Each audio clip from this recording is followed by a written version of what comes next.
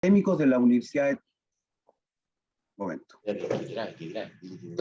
¿Ya? Ahora, la Asociación de Académicos de la Universidad de Talca, AFAUTAL, Asociación Gremial, y su comisión Academia País, en conjunto con la Asociación de Académicos de la Universidad de Chile y la Federación de Estudiantes de la Universidad de Talca, están organizando un ciclo de webinars y eventos de extensión destinados a dar a conocer a académicos y académicas, funcionarios y funcionarias, estudiantes y público en general, la propuesta de una nueva constitución que al país ha aportado la Convención Constituyente. El ciclo se inició el 9 de junio de este año y hoy se dará comienzo a uno más. Este webinar, vamos a ser enfáticos en esto, tendrá un formato diferente, ya que se hará la presentación en sesiones separadas. Hoy, jueves 11 de agosto, contaremos con el constituyente ingeniero civil, señor Martín Arrau, en tanto que el jueves 18 de agosto, es decir, el próximo, contaremos con la constituyente odontóloga, señora María Elisa Quinteros, mismo horario, 18:30 horas. Nuestros invitados, a quienes agradecemos el haberse hecho el tiempo para participar en una instancia republicana, democrática y académica, harán una reflexión sobre las siguientes preguntas. ¿Qué constitución se está ofreciendo al país? ¿Por qué debemos aprobarla o rechazarla? En primer lugar, saludamos a los asistentes y muy particularmente a los organizadores. Señor presidente de la Asociación de Académicos de la Universidad de Talca, profesor Roberto Pizarro. Señora presidenta de la Asociación de Académicos de la Universidad de Chile, profesora Inés Pepper. Y el señor presidente de la Federación de Estudiantes de la Universidad de Talca, señor Rodrigo Fonseca. En segundo lugar, deseo presentar a nuestra moderadora, la doctora Tamara Tijero, académica de la Facultad de Economía y Negocios de la Universidad de Talca, quien a partir de este momento dirigirá el webinar y establecerá las formas en que éste se desarrollará. Estimada profesora, usted tiene la palabra. Muchas gracias, Claudio. Muy buenas tardes y por supuesto que bienvenidos. Para comenzar, les voy a explicar la metodología de trabajo. El webinar tiene una moderadora que, como decía Claudio, en este caso soy yo, y soy la encargada de administrar los tiempos y el paso de las intervenciones y las preguntas. Cada expositor, en este caso, como recién explicó el profesor Oyarzún, uno por sesión, expondrá en 20-30 minutos su parecer sobre las dos preguntas que se plantearon. Cuando resten 3 minutos, yo haré una indicación para que vayan cerrando sus intervenciones. Y en segundo lugar, una vez terminada la exposición, se dará paso a una ronda amplia de preguntas de los asistentes con una duración total estimada de 45 minutos. Por lo tanto, desde ya, invitamos a todos nuestros asistentes a poner sus preguntas en el chat del webinar con el fin de que me las hagan llegar y yo pueda ir distribuyéndolo a nuestros queridos expositores en el día de hoy, don Martín Arrau, y el próximo jueves a doña María Elisa Quinteros. Antes de darle la palabra a nuestro expositor de hoy, voy a presentar a ambos ponentes de este webinar en 2 sesiones. Sobre nuestros invitados, entonces, don Martín Arrau García Huidobro es ingeniero civil de industrias de la Pontificia Universidad Católica de Chile, desempeñó el cargo de intendente de la región de Ñuble y es ex convencional por la misma región. Doña María Elisa Quinteros Cáceres, odontóloga de la Universidad de Talca, magíster y doctora en salud pública de la Universidad de Chile, ex convencional por la región del Maule y expresidenta de la Convención Constituyente. También quiero mencionar que este webinar está siendo grabado y va a quedar a disposición para que quienes lo quieran hacer lo revisen posteriormente. En el día de hoy, entonces, nos acompaña don Martín Arrau. Martín, muy bienvenido. Muchas gracias por aceptar nuestra invitación y comienzas tus 20 minutos. Tú nos habías comentado anteriormente que tenías una presentación un poco más extensa y por lo tanto podemos programar esta presentación para media hora como nos comentaste. Cuando resten 3 minutos yo te voy a hacer una indicación. La palabra es tuya, Martín. Muchas gracias. No, muchas gracias a ustedes por la invitación. No se preocupen los tiempos, ahí se ve cuando queden 3 para los 20, si lo hacemos de ya la experiencia va a ser en los tiempos que nos pidan, así que no se preocupe. Vamos con la presentación en términos muy generales. La pregunta es la que hay que responder, ¿no es cierto? La que todos tenemos que responder entre 4 y 5, o sea, 4 de septiembre, va a haber el resultado el 5. Y un proyecto de constitución, ¿qué es lo que debe tener, digamos? Porque ya vamos a ver lo que tiene este borrador, pero un proyecto debería tener primero 4 aspectos fundamentales. Lo primero es la unidad de un proyecto común, un proyecto político común, en este caso llamado Chile, ese proyecto que dejamos en este contrato que se llama Constitución, que garantice sin duda la libertad del individuo, que garantice términos mínimos de seguridad no solamente la integridad de las personas, sino que de estabilidad, previsibilidad, una fácil interpretación, o sea, a eso nos referimos con seguridad. Y en último término, la igualdad de trato ante la ley, la igualdad de trato en todo tipo de normas constitucionales. Son 4 aspectos básicos que están en todas las constituciones modernas. Entonces sería la unidad, la libertad, la seguridad y la igualdad de trato por parte del Estado, la igualdad de oportunidades. Esos aspectos, desde mi punto de vista, no están totalmente recogidos en este texto constitucional y con normas que a veces parecen ser algo extrañas, ¿no es cierto? Porque por ahí se mencionan el derecho al cielo nocturno y tantas cosas, y algunas cosas algo curiosas que están en este texto. Y antes de entrar en materia, hay que recordar la forma en la que se hizo este texto. Y ahí uno explica algunas cosas que claramente parecen ser no tan esperables, digamos. Y es porque se hizo este texto en base a una desconfianza en expertos. Por ejemplo, el Colegio de Ingenieros de Chile no fue recibido, pese a que hizo 4 textos, 4 libros, con propuestas constitucionales en agua, en medio ambiente, en infraestructura. Bueno, no fue recibido porque fue por sorteo, ¿cierto?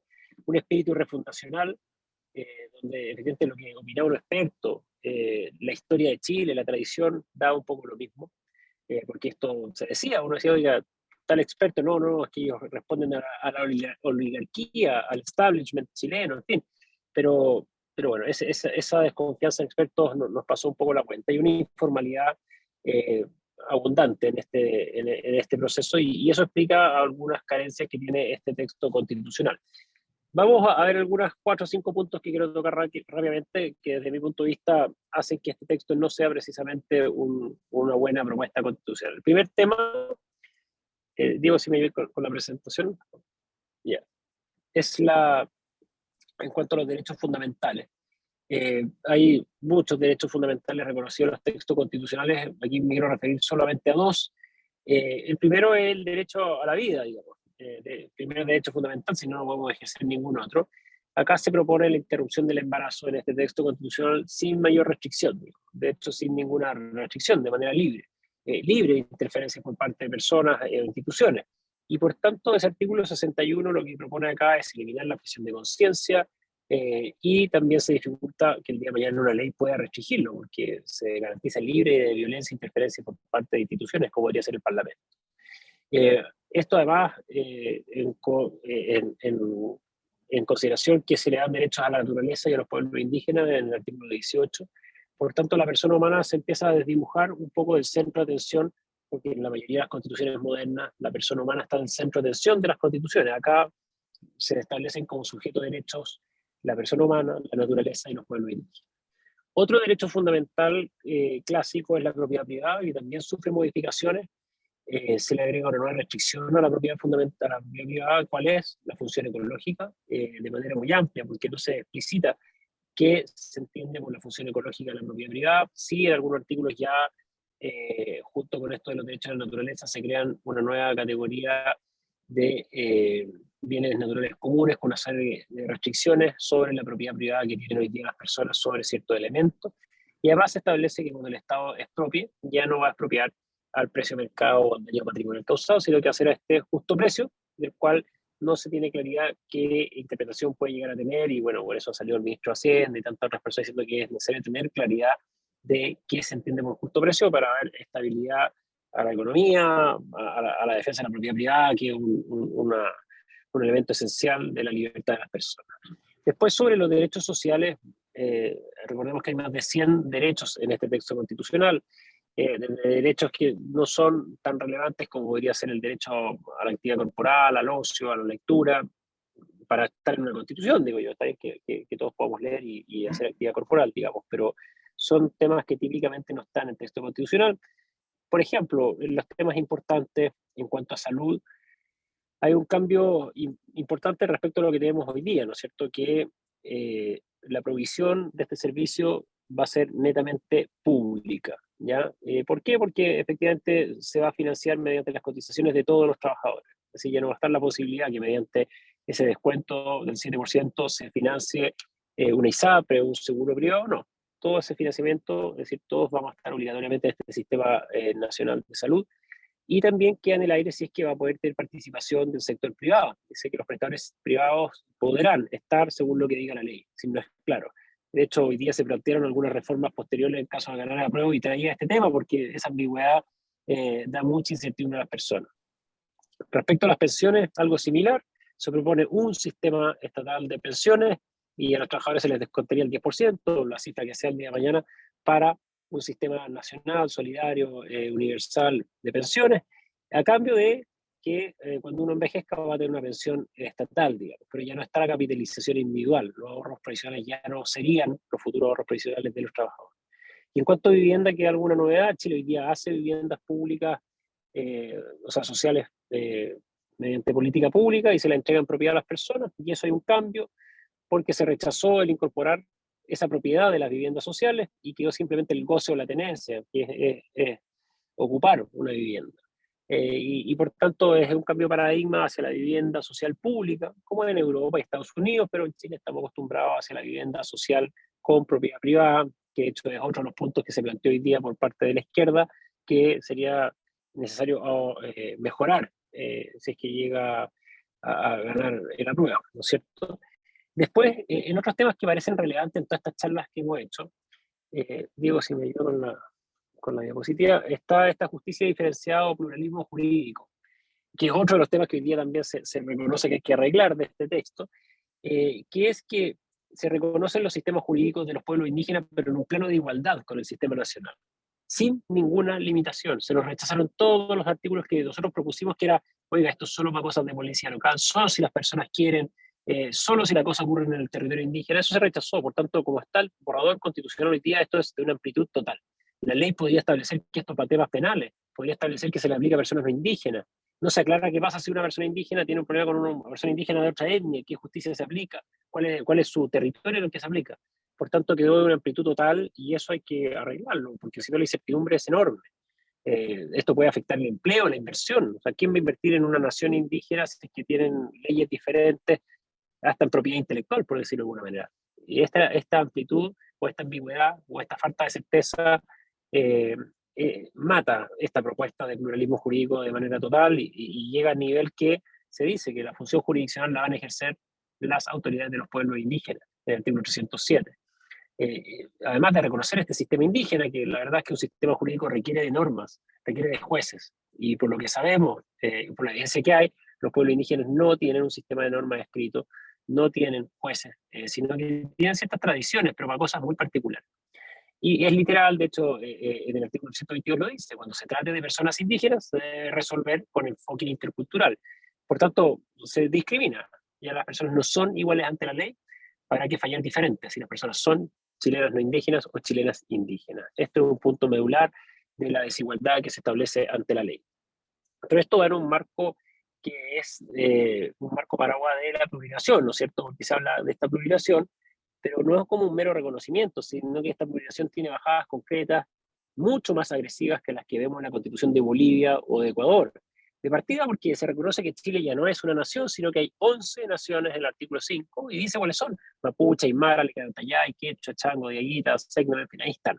11 naciones. Es una bajada concreta. Después se dice que la propiedad de las tierras indígenas goza de especial protección y que el Estado, mediante expropiación, se obliga a restituir a los pueblos indígenas tierras, territorios y recursos que históricamente han ocupado, y se crea en el artículo transitorio una comisión que durará 6 años, que hará el catastro. Además, se dice que las personas de pueblos indígenas tendrán un carnet de identidad donde se señale que ellos pertenecen a determinado pueblo. Además, se le dan cupos reservados en los consejos comunales, regionales y del parlamento a los pueblos indígenas. Sí, ya no es una persona un voto, depende de qué etnia o raza es.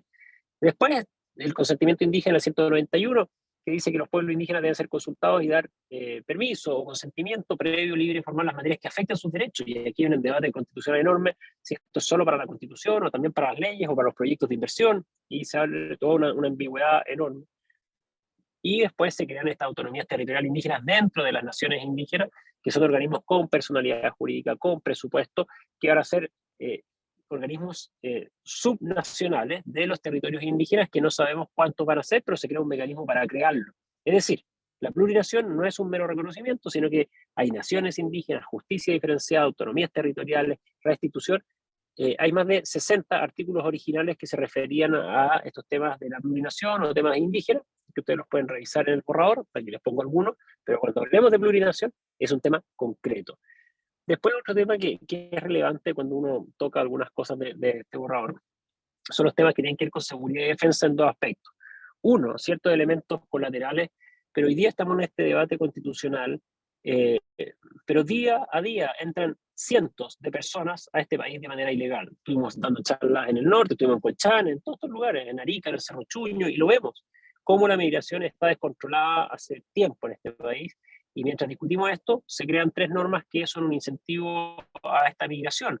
Uno, en el artículo 25, dice que ninguna persona puede ser discriminada en ninguno de estos más de 100 derechos de este texto, incluso según su estatus migratorio. Es decir, una persona migrante ilegal, irregular, tendría, por ejemplo, derecho a vivienda, cosa que claramente desde nuestro punto de vista no corresponde porque es un incentivo a esta migración ilegal.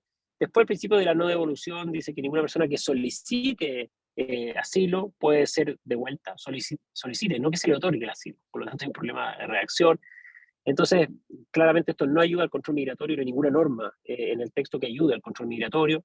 Después se dice que se promueve el ejercicio activo de los derechos civiles y políticos de las personas privadas de libertad. Hoy día recordemos que la ciudadanía se suspende cuando las personas cumplen pena efectiva. Hoy día todos los presos van a poder votar. Por tanto, esto es una señal equívoca junto con el derecho a el bono por día de privación de libertad sin condena. Es decir, un narcotraficante que es procesado, que finalmente no resulta condenado, bueno, por cada día que estuvo preso habría que pagarle un bono. Entonces se gasta tinta, se gastan artículos constitucionales en cosas que nadie pidió, son señales equívocas, siendo que en Chile existe hoy día la condena por, o sea, la compensación por error judicial, pero bueno, cuando uno le muestra este artículo, las personas generan gran incertidumbre y gran desconcierto, por decirlo de alguna manera. Y después, de manera activa, en las policías se retira del rango constitucional la creación de carabineros de la PDI. Hoy día la PDI y carabineros están creados en la Constitución con nombre y apellido. Las instituciones, Carabineros de Chile, Policía de Investigación de Chile. Ahora no. Se habla de las policías, esto deja abierta la puerta a que se creen más policías que estas que existen. Se nos rechazaron los artículos que limitaban que esas fueran las únicas 2 policías.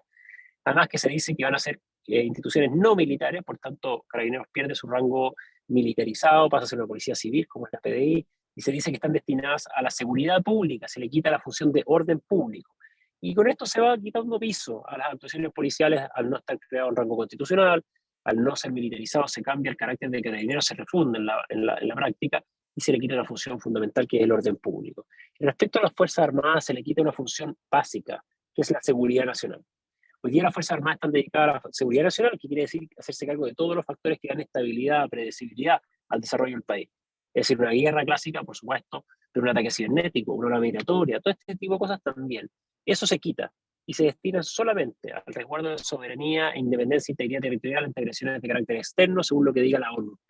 Por tanto, se limita el actuar de las Fuerzas Armadas, pero además se quita del texto constitucional el terrorismo como concepto. No está la palabra terrorismo ni en su condena, ni en su inhabilidad, por tanto es una herramienta menos que tenemos, y además se elimina el estado de excepción constitucional de emergencia, que es el que se usa en la Araucanía, en el norte. O sea, hoy día no tengo las Fuerzas Armadas encerrar los cuarteles ante una agresión de carácter externo solamente, porque ya no está la seguridad nacional, no está el terrorismo y no está el estado de excepción de emergencia. Por tanto, tenemos menos herramientas en términos de orden y seguridad. Y en último término, el tema de si esta propuesta es viable o no, digamos. Desde el punto de vista económico, ¿cómo pagamos esta cuenta? Digamos? Salió un informe la semana pasada, donde habían expersoneros de izquierda, digamos, no un informe de derecha, donde estimaban que el costo de este borrador, de implementar este borrador, iba a ser entre 8 y 14 puntos del PIB, pero dejando fuera muchas cosas que no se podían cuantificar, sino que cuantificaron lo que era más clásico, de programas ya más conocidos, y tampoco sin cuantificar cuánto era en el fondo el costo operativo, el costo administrativo de esto, sino que era simplemente el gasto directo de los programas que ahí estaban.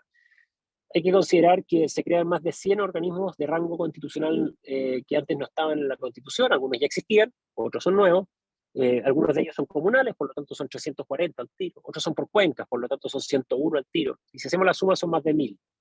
Entonces esto es un gasto operativo importante de administración del Estado, y por tanto eso hay que sumarlo a estos cálculos. ¿Qué quiero decir con esto? Hoy día Chile ya está en un gasto en torno al 32% del PIB, habría que sumarle entre 8 y 14 en un cálculo conservador, acotado, por lo tanto vamos a llegar fácilmente a un 45 o 50% del PIB. Es decir, si hoy día los chilenos trabajan lunes y martes para el Estado, hay que trabajar lunes, martes y miércoles para el Estado. Hay que sumarle un 50% de gasto fiscal para lo que se propone en este borrador, por lo cual resulta poco realista, porque cualquier aumento de esa magnitud, por ejemplo, en impuestos, implica efectivamente menor crecimiento y no se va a recaudar ese mismo porcentaje que se estima acá, porque los factores no permanecen constantes, porque además del aumento de impuestos, ¿no es cierto?, es la curva Lefebvre, digamos, o sea, va a haber menos recaudación a un aumento de eso, sino que además esta Constitución tiene elementos muy desincentivadores a la inversión. ¿Cuál es la normativa que trata la naturaleza ya con un grado de una religión climática? Es una cosa extrema, donde efectivamente invertir en Chile va a ser más complejo.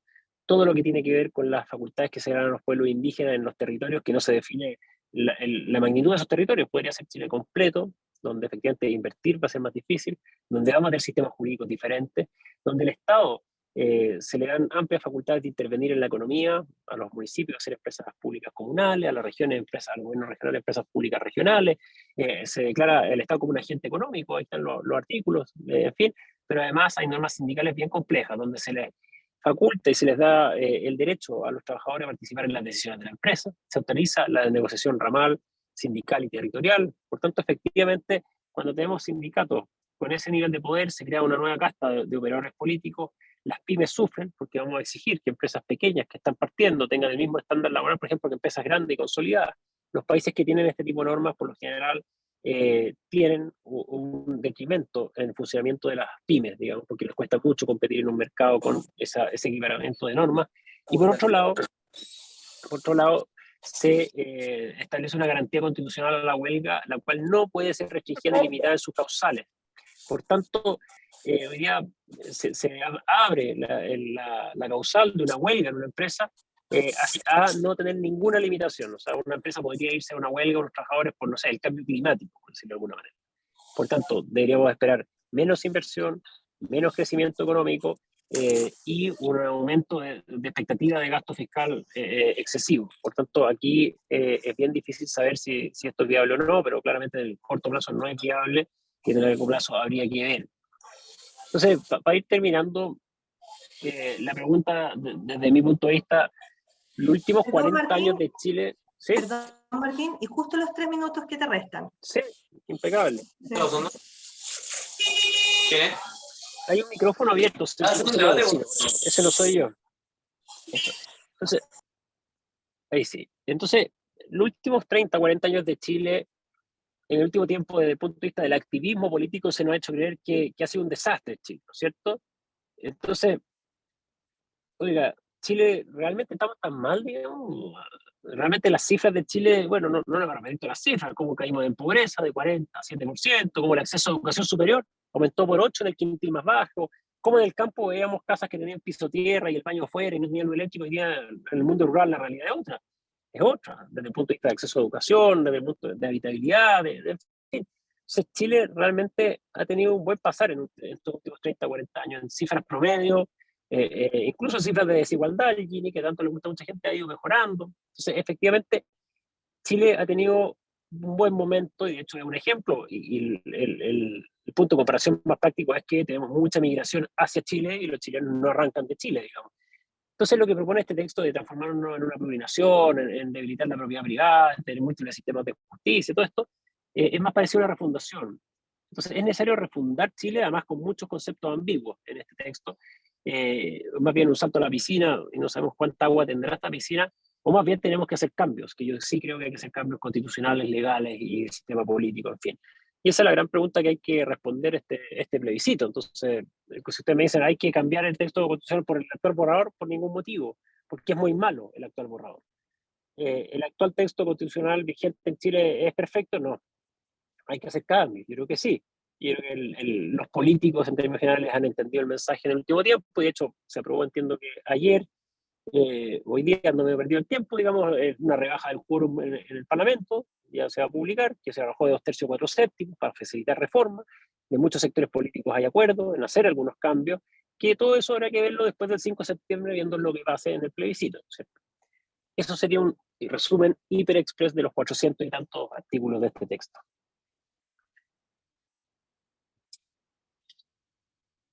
Muchas gracias, Martín, por tu exposición. Vamos a dar paso entonces ahora a nuestra ronda de preguntas. Les recuerdo a nuestros asistentes que las vayan haciendo a través de nuestro chat. Tengo aquí una primera pregunta, Martín, del profesor Roberto Pizarro, que dice lo siguiente: desde tu perspectiva, ¿qué aspectos del proyecto constitucional propuesto, al menos 3, consideras tú como muy bien logrados y crees que deben ser defendidos y mantenidos, sea que la Constitución o el borrador de Constitución se apruebe o rechace? Sí, primero que nada, me hacen mucho esta pregunta: oye, usted parece que no le gusta nada de la Constitución. Lo primero es que hay que entender que la Constitución es un sistema. O sea, cada una de las partes es un reloj, digamos. Cada uno de los engranajes tiene que funcionar para que el todo dé la hora. Si tengo un engranaje malo, ya no va a funcionar muy bien. O sigamos a un ejemplo culinario, digamos, esto es un plato de comida, digamos, y si se me da vuelta el salero arriba, la verdad es que toda la comida va a estar teñida de algo que no nos va a gustar. ¿Y qué es lo que pasa acá? Es que vemos un indigenismo exacerbado en casi todos los temas: sistema político, forma de Estado, derechos fundamentales. Un tema de un ecologismo muy malentendido, radical también. O sea, hay factores que van contaminando la discusión en términos generales. Entonces cuesta mucho pillar efectivamente algún tema, porque claro, un artículo sí, el artículo de supremacía constitucional está bien logrado, dejémoslo, pero temas completos, redondos, que yo lo vea bien logrado de manera perfecta, bien redactados, no hay un gran tema que yo le pueda, este gran tema, o sea, ni regionalización, ni derechos de la naturaleza, no, la verdad es que me cuesta encontrar un gran tema. Artículos sueltos, sí, por supuesto que puede haber un par, digamos, pero temas bien logrados que no estén con alguno de estas con estos temas transversales que contaminan la discusión, yo encuentro que no lo hay. Una segunda pregunta la formula el profesor Rodrigo Sáenz, dice lo siguiente, que tiene que ver con los quórum que te referías al término de tu presentación. Si para reformar este texto constitucional, además de los 4/7 del Congreso y consulta ciudadana vía referéndum, ¿se necesita o no el consentimiento de los pueblos indígenas en aquellas materias que le competen? Sí, hay una discusión legal, ahí, yo no soy abogado, pero ¿qué es lo que dicen los abogados? Que está con el nivel de redacción que está, ¿qué es lo que dice? Los pueblos y naciones indígenas, en virtud de su libre determinación, tienen el derecho a ser consultados y otorgar consentimiento libre, previo e informado en aquellas materias que pueda afectar su derecho reconocido en esta Constitución. Es así de amplio, así de amplio. Y siempre lo entendimos en todo el debate constitucional que esa interpretación de ese artículo era para todas las materias de temas indígenas, que son más de 60 artículos originales, después se fusionaron algunos, pero eran 60 artículos. Después en armonización se trató de, y lo digo así porque así fue, de esconder esto y se puso en un tema de autonomía territorial indígena. Entonces, no, esto solo aplica a eso. Entonces acá hay opiniones de abogados muy serios por ambos lados, digamos, que dicen, no, esto aplica para todo, y no solamente para la Constitución, incluso para las leyes, incluso para los proyectos de inversión. Y hay otros juristas que dicen, no, esto aplica solo para el tema de ordenamiento territorial, de las naciones indígenas, territorio autónomo indígena, o las regiones, qué sé yo. Entonces, esa es la respuesta, digamos. Yo creo que con la amplitud que hay y con el aprovechamiento que hay de los grupos de interés que hay detrás de esto, obvio que van a tratar de estirar efectivamente esa interpretación, como pasa hoy día con el convenio OIT 169, que se pide consulta indígena para cuánta cosa no hay, siendo que el enfoque original no era ese. Entonces, bueno, es lo que uno ve en la práctica, pero la respuesta es esa. Mi posición es esa, pero hay interpretaciones de en ambos sentidos. Bien, otra pregunta.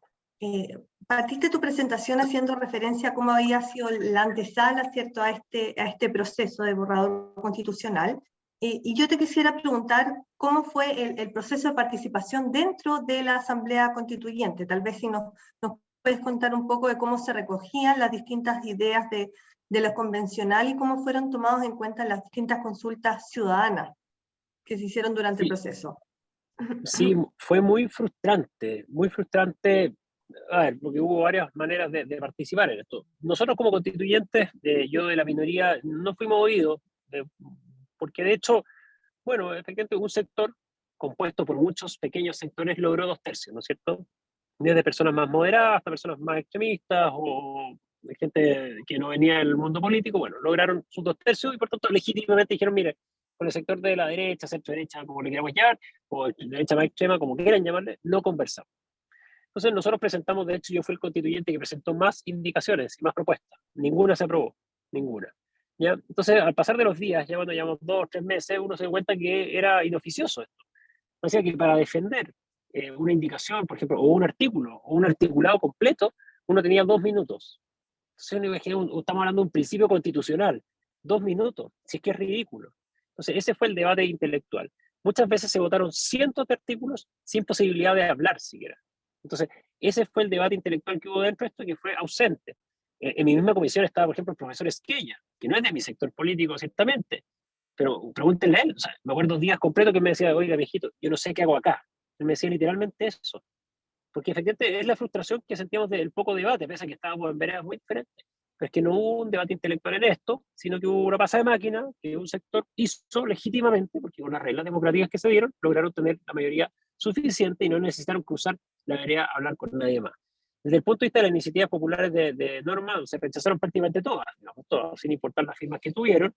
Y por otro lado, las audiencias públicas, como eran por sorteo, tuvimos personas, sí, muy preparadas, audiencias muy interesantes y otras realmente tristes, digamos, que fue un desperdicio de tiempo. O sea, personas hasta en estado de ebriedad que fueron a exponer, que por ahí están en YouTube, ustedes las podrán ver, o personas en mi comisión de principios constitucionales que proponían eliminar el calendario gregoriano porque era patriarcal, digamos. Otras que proponían cambiarle el nombre a Chile por el país de la felicidad. Todo esto está grabado, lo estoy diciendo. Entonces yo creo que se desperdició mucho tiempo en cosas que podrían haber sido más útiles para haber tenido un buen debate o un mejor debate, pero no hubo interés por parte de la mayoría. Bien, tengo otra pregunta en el chat también del profesor Sáenz. Dice, en términos de derechos sociales, ¿qué pasa con los colegios privados subvencionados o con la libre elección de FONASA? ¿Se acaban las ISAPRES? Sí, muy buena pregunta y de hecho uno de los temas que hoy día dentro de esta propuesta que hace, bueno, de la cual se restó el Partido Comunista a los pocos segundos, pero está ahí reconociendo que hay un problema ahí. ¿Por qué? En los colegios, en el tema de educación, hay 2 problemas respecto a los colegios particulares subvencionados. El primero es que si bien en un artículo se dice que hay libertad de educación, hay libertad en el fondo que los padres elijan el colegio de su hijo, de sus personas que están a cargo, creo que dice. Claro, al haber esta libertad, yo cuando entiendo que hay libertad, digamos, la Constitución actual dice que cualquier persona puede ir a un colegio con tal que no sea contrario a la moral, las buenas costumbres o la seguridad nacional, en términos amplios, hay libertad. ¿Qué dice este texto? Que hay libertad, pero cualquier establecimiento educacional en este país debe respetar, seguir los fines y principios establecidos en esta Constitución. El problema de eso es que hay una cantidad importante de fines y principios y muchos de ellos con una carga ideológica. Está la ideología de género, la educación sexual integral, y muchos de ellos que, por ejemplo, un colegio cristiano no está de acuerdo. Entonces es una libertad, pero acotada, y la libertad con apellido no es libertad. Y ese es un problema respecto a los proyectos educativos particulares subvencionados. Y lo segundo es que se dice, por texto constitucional del borrador, que se va a financiar la educación pública, y nada se dice de la educación particular subvencionada. Entonces, ¿qué a la ley? Si usted me pregunta, oiga, ¿se va a seguir financiando el sistema particular subvencionado? Yo le tengo que responder, no sé, porque no quedó explícito. Lo raro es que en rango constitucional se garantiza el financiamiento de tal educación, la pública, y nada se dice de la particular. Entonces va a quedar en otro rango o no va a quedar, queda esa duda, que es lo mismo que pasa en el sistema de salud. Porque por un lado se dice que todo el financiamiento, todos los chilenos vamos a aportar con las cotizaciones al financiamiento del sistema de salud nacional, por tanto la ISAPRE como la conocemos desaparece, eso hay un consenso, aquí no hay otra interpretación, sino que desaparece, usted ya no va a pagar con su 7% de ISAPRE, no puede. Si quiere mantener un plan de salud, tendrá que pagar adicionalmente un seguro de salud privado. Entonces, como prestador de servicio que se financiaban con este 7%, desaparece la ISAPRE. La duda está en los prestadores de servicio de salud. Hoy día más del 45% de las prestaciones de salud las hace el sistema privado, las clínicas, los centros de salud, los centros radiológicos, las sociedades médicas. Ese 40 y tanto por ciento se lo prestan a las personas de ISAPRE y a los de FONASA libre elección. Toda esa capacidad de operación, de dar servicio a salud, No se sabe si va a seguir existiendo porque el texto constitucional dice que el Sistema Nacional de Salud podrá estar integrado por estos centros privados. Podrá, no dice que estará. Y dice que ellos deberán cumplir los requisitos que fije la ley. No sabemos qué requisitos va a poner. ¿Qué pasa si el legislador el día de mañana dice, oiga, todo lo que sea prestación de salud privada tiene que ser, por ejemplo, sin fines de lucro? Bueno, desaparecen gran parte de los prestadores. Entonces, efectivamente, lo que se hace es sobrecargar el sistema de salud estatal con 3.400.000 usuarios que hay hoy día en ISAPRE, lo que va a alargar los 2.200.000 que ya están en lista de espera, no sé en cuánto, no voy a decir que explota ni que colapsa, pero sin duda hay un aumento en las listas de espera.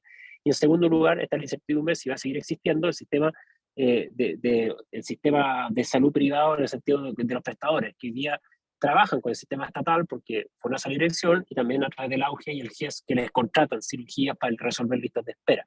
Eso queda en ascuas total y no sabemos qué es lo que va a pasar ahí. Gracias, Martín. Tengo aquí otra pregunta. Dice, ¿la actual Constitución logra proteger realmente la gestión de recursos naturales que es clave para el país como agua y minerales? Sí, es tremenda pregunta. Yo creo que hay que avanzar en eso, sí, pero no sé si en rango constitucional. O sea, porque, ¿qué dice la actual Constitución? Que tenemos derecho a vivir en un ambiente libre de contaminación. Que eso sabemos que tener no contaminación o cero de algo es imposible, cualquier persona que maneje un poquito de cifra, digamos. Entonces, muchas veces las constituciones son declaraciones de buenas intenciones, pero cuando estamos fallando en la gestión. Hoy día en agua, ¿qué pasa en Chile en agua? ¿No es cierto? Vamos a Copiapó, caso emblemático. La Dirección General de Agua, es decir, el ente estatal, otorgó 10 veces más recursos del que había disponible en el acuífero. ¿Quién provocó el problema? Bueno, el Estado. Y hoy día, ¿qué es lo que propone este texto constitucional? Es que toda el agua la administra el Estado mediante permisos administrativos temporales, caducables y extinguibles, porque se declara el agua como un bien natural común inapropiable. Y se dice en el artículo transitorio que todos los derechos otorgados con anterioridad, los 400.000 derechos de agua que hay de parte de los agricultores, mineras, sanitarias, pasan a ser estos permisos administrativos también. Es decir, el Estado va a administrar, porque va a haber permisos temporales, son simplemente incomerciables, donde no hay derecho de propiedad sobre este permiso, a los usuarios de agua. Si le vamos a dar al Estado la total potestad de administrarlo. ¿Eso va a hacer que tengamos un más cuidado del medio ambiente? ¿Un más sostenibilidad en el uso de los recursos? No sé, porque el Estado no lo ha hecho muy bien últimamente. Y en cuanto a las cuencas, ¿quién la administra? Un nuevo consejo donde participa el Estado. Hoy día quien administra las cuencas, las juntas de vigilancia y comunidades de aguas subterráneas, que son las personas que operan este sistema, supervisados por la Dirección General de Agua. Entonces hay un sistema que más que decirnos qué es lo que hay que hacer respecto al medio ambiente, estatiza. ¿Será mejor o será peor? Yo lo encuentro inviable, porque no me imagino efectivamente a esta agencia del agua que se crea haciendo todas estas funciones de buena manera. Pero bueno, ya veremos qué es lo que pasa en esto, pero no lo encuentro buena idea. Hay muy buenas declaraciones, sí, de los derechos de la naturaleza, que los animales son seres sintientes, que hay que aplicar un principio precautorio, son cosas que son declaraciones, pero cuáles van a ser las bajadas prácticas de eso, y qué costos van a tener en el desarrollo del empleo y en la inversión en Chile, no se responde. Bien, tal vez, Martín, una última pregunta. El borrador propone, ¿cierto?, un sistema de seguridad social público, como mencionaba en tu exposición, pero los alcances quedan a interpretación. Por lo tanto, preguntarte, ¿qué probabilidad ves que pasemos a un sistema de reparto, terminando con el sistema de capitalización individual que tenemos actualmente? Más allá de que sean las AFP que administren esos fondos o no. No, el capitalización individual desaparece. ¿Por qué? Porque se dice que es solidario, digo, y que usted pierde la propiedad de estos fondos de pensión porque este sistema nacional, público, solidario, se financia con las cotizaciones obligatorias de los trabajadores, ¿no es cierto? Que es el 10% que podrá subir o bajar, digo. O sea, usted, lo que queda claro, como decía Stingo, copiémosle a él, decía, ya no es tu platita, eso es. O sea, el 10% va a ser efectivamente un pilar solidario. ¿A cambio de qué? Que el Estado le promete a usted efectivamente una pensión cuando sea viejo. Eso es. Entonces, aquí la pregunta es, efectivamente, ya va a ser solidario para esa generación, va a ser intergeneracional, va a ser de reparto, pero efectivamente ahí hay hartos baños que cortar. Algunos de los ideólogos de esto creen en un sistema de reparto intergeneracional, cosa que ha fracasado en muchos países del mundo por temas demográficos que no vamos a entrar en detalle. Yo creo que el sistema de capitalización individual es bueno, pero sí, no es que yo defienda la FP, habría que haberle hecho reforma al sistema de FP desde el primer informe de Bravo, pero el Parlamento se ha quedado algo dormido en esto hace 20 años, tío. pero yo creo que retroceder un sistema de reparto solidario, administrado por el Estado, lo encuentro poco viable, porque además es tentador para los políticos administrar ese volumen de plata, y lo que hemos visto en otros países que claramente no termina bien esto. Me llegó una última Vamos. pregunta, Martín, así que vamos a aprovechar. Dice, es una pregunta de Romina Mendoza, dice lo siguiente: la educación superior en la actual Constitución está sometida al mercado. La que se propone cambia esto. ¿No le parece que esto es deseable para asegurar acceso y calidad a la mayoría de la población? Sí, no sé, a ver, vamos por parte, digamos. Hoy día yo creo que Chile no tiene un problema de acceso a educación superior, de hecho tenemos bastante oferta educativa, por decirlo de alguna manera. El problema que tenemos en Chile es un tema de pertinencia, o sea, tenemos 4 universitarios por cada técnico, cuando debería ser al revés, ¿no es cierto?, como en Alemania o en otros países. Entonces, tema cobertura yo no me lo compro mucho. De hecho, en educación Chile no está mal en cobertura. Así que esto que sea todo estatal o todo de este mercado, no es tema para mí, digamos. No creo que sea mejor o peor. Efectivamente creo que sí hay que mejorar en calidad. Y yo creo que hay que medir más la calidad, invertir fondos públicos donde se dé mejor calidad, y ahí es donde nos falta. O sea, hay que mejorar las acreditaciones y meterse en ese tema, que no tiene nada que ver con normas constitucionales. Lo que propone este texto, lo que a mí me parece que está mal, es que se pase un financiamiento basal de instituciones, que es lo que dice. Que no va a ser un financiamiento por alumno, o por matrícula, depende si es educación escolar o universitaria, sino que se van a financiar las instituciones. Y eso es muy peligroso, porque el incentivo al amiguismo político o a lo que sea, digamos, sin importar la cantidad de alumnos que tenga, es un mal incentivo. ¿Ya? Yo creo que efectivamente tienen que haber incentivos que presionen a que los centros de educación capten matrícula. Si le llamamos a eso mercado, bueno será, pero que las personas elijan libremente dónde quieren estudiar, y el Estado, en igualdad de condiciones, los financia. ¿Por qué? Porque efectivamente es parte de la libertad. Si las personas quieren estudiar en un centro privado, bueno, si el Estado va a gastar plata en educación, las personas serán libres de elegir dónde. Entonces, si eso alguien lo sataniza, como que alguien privado preste educación, bueno, si no le gusta, no le veo nada malo, digamos. Si libremente ese alumno lo eligió, será porque tiene una buena oferta educativa, digamos. Si restringirle a las personas la libertad en pos de, no, que el Estado tiene que hacer tal cosa, no, que las personas elijan dónde se educan, si es privado o si es público. Bien, muchas gracias, Martín. No, muchas gracias a ustedes. No sé si te dejamos, quieres tener 3 minutos para dar un cierre, referirte a nuestra audiencia. No, mira, primero que nada agradecerle el espacio, simplemente, disculpa, se me cae esta cosa. Oye, simplemente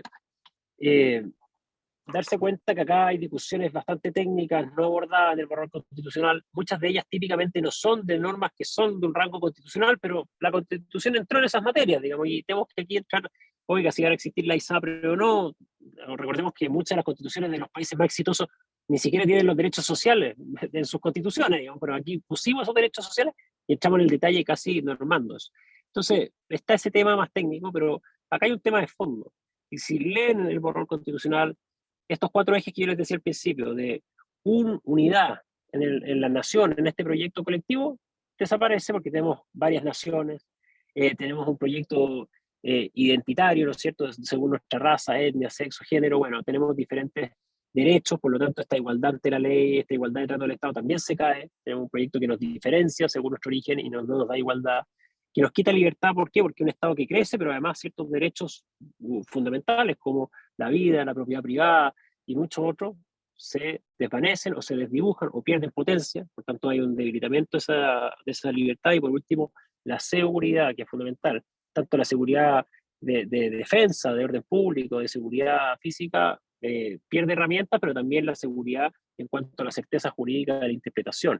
Porque hay muchos conceptos vagos, como es la plurinación, como son los derechos de la naturaleza, como son la función ecológica, y muchos otros que no sabemos hasta qué nivel se van a interpretar, y por tanto hay incerteza más que certeza. Entonces, este proyecto no cumple con requisitos básicos de un texto constitucional que le dé estabilidad, predecibilidad, libertad a un país para que se pueda desarrollar. Gracias, Martín. No, Con gracias a ustedes. esto terminamos nuestro tercer webinar. Te agradecemos, por supuesto, por tu exposición, a nuestros asistentes también. Y agradecemos como Asociación de Académicos de la Universidad de Talca, Asociación de Académicos de la Universidad de Chile y como Federación de Estudiantes de la Universidad de Talca, a quienes hoy nos han acompañado. Recordarles una vez más que este webinar queda grabado y a disposición de todos ustedes en la página web de la AFAUTAL de nuestra Universidad de Talca. Muy buenas noches y muchas gracias. Hasta luego.